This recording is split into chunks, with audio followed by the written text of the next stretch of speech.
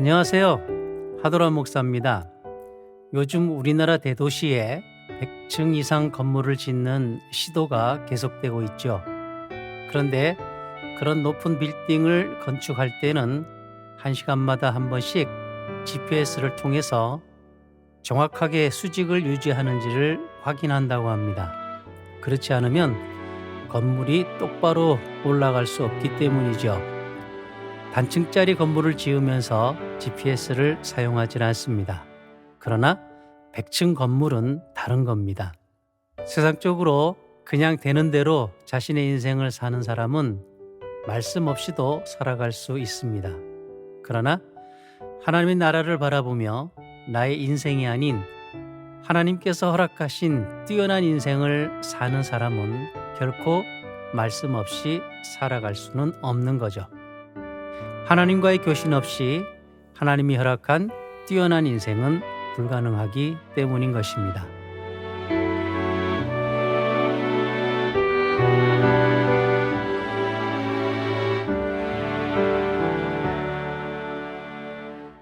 오늘 우리의 두 번째 만남은 창조에 대한 의미를 공부해 보려고 합니다.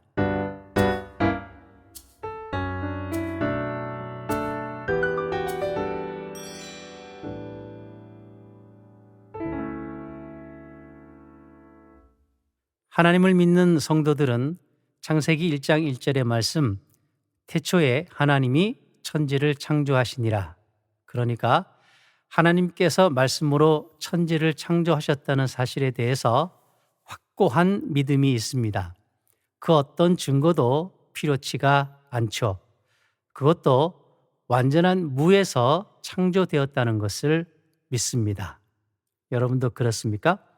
히브리어에는 창조라는 의미를 가진 단어가 세 가지가 있습니다. 바라, 야차르, 아사라는 단어들인데 이 세 단어 중에 바라는 아무것도 없는 데서 어떤 물질을 만들어낼 때 사용하는 단어이고 야차르나 아사는 기존의 재료를 사용해서 어떤 것을 만들어낼 때 사용하는 단어입니다.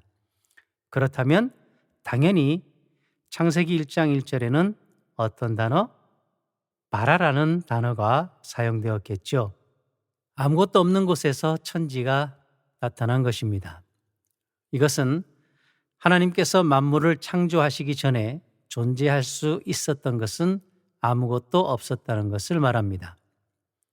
하나님께서 태초에 보이는 것들을 만들어 내신 것입니다. 1절의 말씀을 다시 한번 볼까요?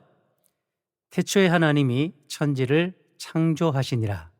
여기서 태초에는 히브리 말로 레시트라고 하는데 시간의 시작을 말하는 것입니다. 그렇다면 만물이 하나님의 창조에 의해서 형태화된 그 시점이 바로 시간의 시작이라는 말이죠. 그러니까 물질의 존재와 시간의 시작이 동시에 일어나게 되었다는 말인 겁니다. 자기 자신을 한번 생각해 봅시다. 내가 엄마의 뱃속에 잉태되었던 그 순간부터 나의 시간은 시작이 되었습니다. 나라는 형태와 나의 인생의 시간이 동시에 일어나게 된 겁니다. 그렇다면 내 인생이 끝나고 육신이 죽음에 이르게 되면 나의 인생의 시간은 당연히 소멸하게 되는 거죠. 따라서 시간이 없이 물질이 있을 수 없고 물질이 없이 시간이라고 하는 것이 성립이 되지 않습니다. 만물은 시간 내에서 존재하고 시간 내에서 소멸됩니다. 그러므로 태초 전 시간이 창조되기 전에는 하나님 이외의 존재가 있을 수가 없는 것입니다.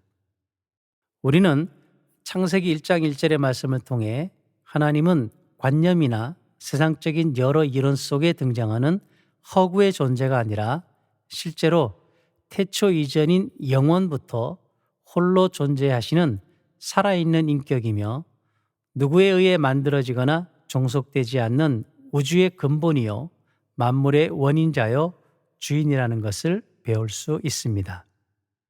둘째로 하나님은 스스로 충분하시고 완전하신 분이십니다. 하나님이 시간과 공간을 창조하셨죠.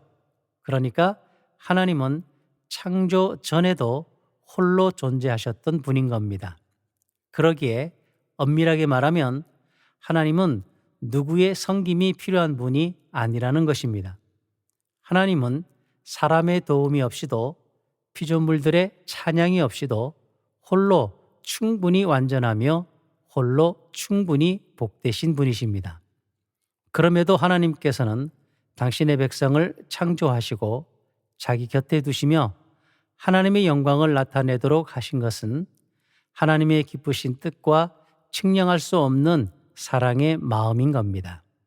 그러니까 우리는 하나님께서 우리의 도움이 필요하셔서 우리를 부르셨다는 그런 어리석은 생각은 추호도 하지 말아야 합니다. 우리가 하나님을 위해 해드릴 것은 아무것도 없습니다. 그렇기 때문에 하나님이 우리를 부르셔서 맡기시는 일들은 모두 우리의 유익만을 위함인 것입니다. 이 사실을 확실하게 깨닫고 있어야 하는 겁니다. 세 번째로, 하나님은 영원히 존재하시는 분이라는 것을 알 수 있습니다. 그분은 시간 전부터 존재하셨고 시간 후에도 존재하시는 분이십니다. 그런데 그 시간 후의 영원에는 우리가 여러 가지 면에서 하나님처럼 되어서 그 하나님과 함께 거하게 됩니다. 이것이 복음입니다. 창세기를 쓴 모세는 이 영원하신 하나님을 확실하게 알았습니다. 시편 90편 2절로 4절 말씀, 산이 생기기 전 땅과 세계도 주께서 조성하시기 전 곧 영원부터 영원까지 주는 하나님이시니이다. 주께서 사람을 티끌로 돌아가게 하시고 말씀하시기를 너의 인생들은 돌아가라 하셨사오니 주의 목전에는 천년이 지나간 어제 같으며 밤의 한순간 같을 뿐임이니이다. 요한계시록 4장 8절의 말씀도 한번 볼까요? 내 생물은 각각 6날개를 가졌고 그 안과 주위에는 눈들이 가득하더라. 그들이 밤낮 쉬지 않고 이르기를 거룩하다 거룩하다 거룩하다. 주 하나님 곧 전능하신 이여, 전에도 계셨고 이제도 계시고 또 장차 오실이라 하고, 이렇게 하나님이 영원하신 분이라는 사실은 우리에게 그분의 변함없음과 신실하심을 보여줍니다. 그분은 영원하신 분이시므로 그분의 속성과 사역은 변함이 없는 것입니다. 그래서 우리는 그분을 신뢰할 수 있는 거죠. 요즘 코로나 바이러스로 인해서 모든 사람들이 어려움에 처해 있지요. 그럴 때 오늘 말씀과 같이 영원하신 하나님, 우리가 신뢰할 수 있는 하나님이 우리 믿는 자들 곁에 함께 계신다고 믿는다면 결코 흔들릴 이유가 없을 겁니다. 그러므로 주저하지 마세요. 뒤로 물러나지도 마십시오. 영원하신 하나님, 전능하신 하나님, 그분이 우리를 붙들고 계시면서 우리를 믿음의 길로 이끌어 가십니다. 그러므로 나에게 부여한 시간들이 소멸될 때까지 최선을 다해 믿음을 발휘하면서 내게 허락한 신앙의 완성을 이루어내시기를 바랍니다. 그럼 다음 시간에 다시 뵙겠습니다. 샬롬.